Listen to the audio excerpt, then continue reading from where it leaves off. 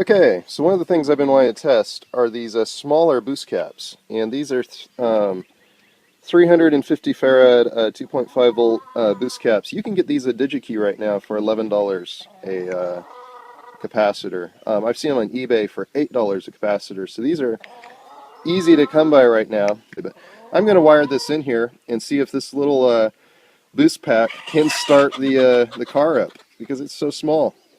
And anyway, we will wire it up and do some testing and see if that works. Alright, so I connected up the small boost pack to test, and I've just connected it directly to the battery terminals here. And I've got the larger boost cap that I know works really well with cars underneath it. But I'm going to test this little guy. These cells are the same size as a D-cell battery. So if this starts up my car, that's going to be really impressive. So let me get the keys here, and we will just see if we can even get the car to turn over with that little pack.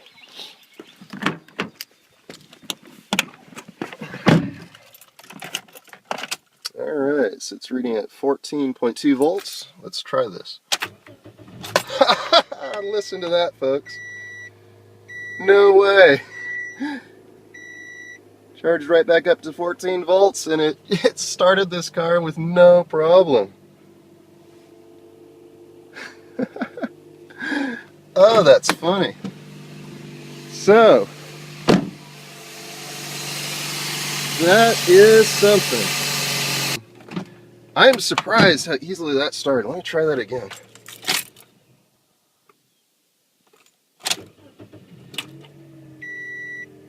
And that is impressive to me.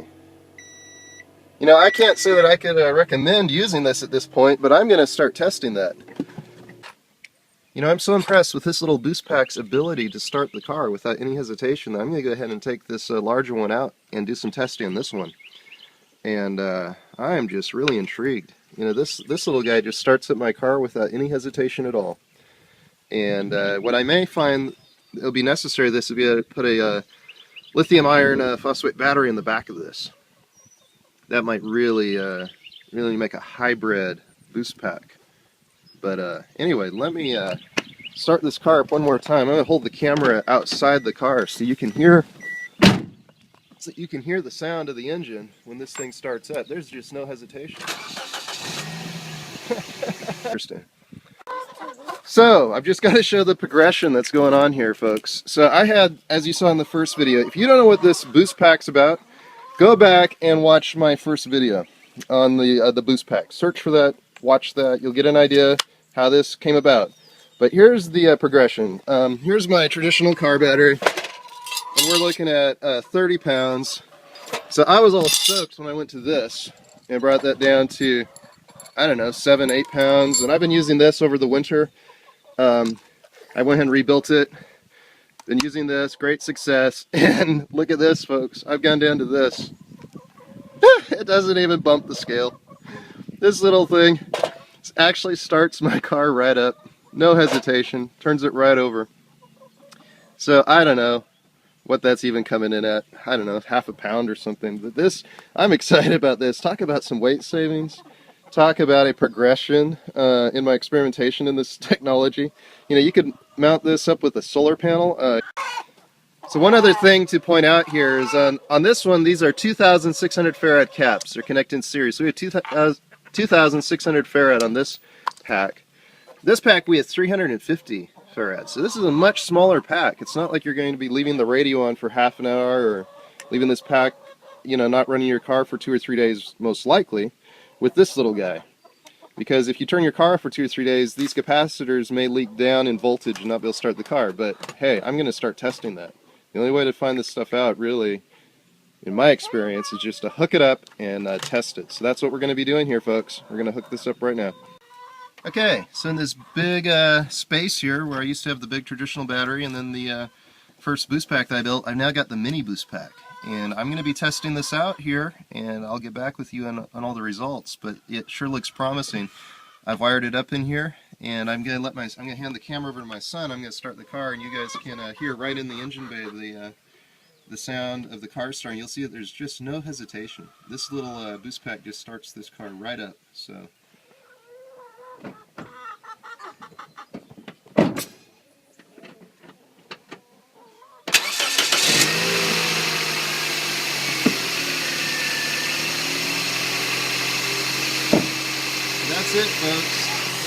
this little pack is going to be in here, and I'm going to be testing it on my daily commuter car. And we'll see how this will work.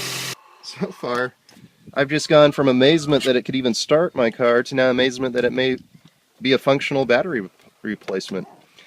And you know, worst case scenario, I make it a hybrid.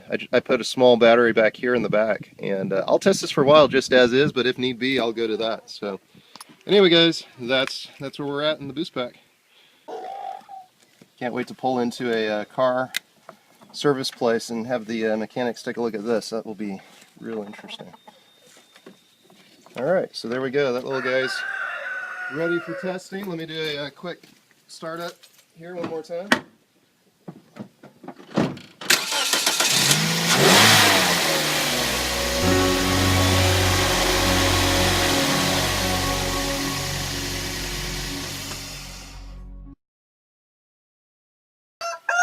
So this is BoostPack 2.0. It's made out of cutting board material and so wood.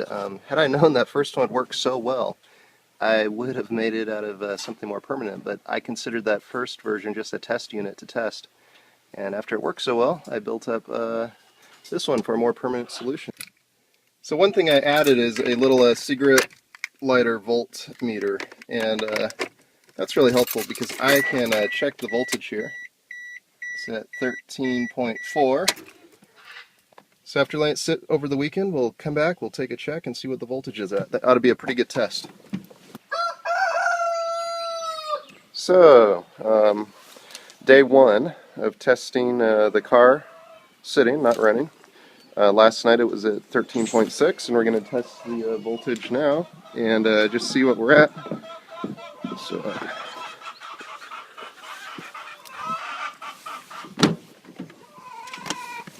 let's just take a look here. So yeah, it sat all night, and we're at 13. Okay, so Sunday morning. So I parked the car Friday evening. It's now Sunday morning. Time to do a quick battery voltage test. So let's just see what we're at here.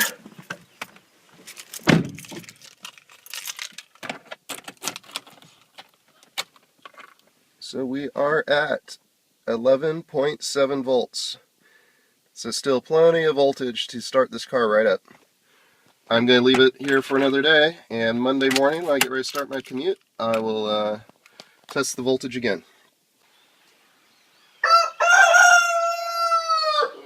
Okay, so it's Monday morning, and we'll do a final test here. So the car sat over Friday, or Friday night, Saturday night, Sunday night.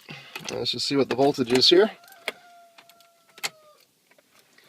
So the voltage is 10.4 volts. After sitting over the weekend, I'm going to try to start. Okay, car starts right up,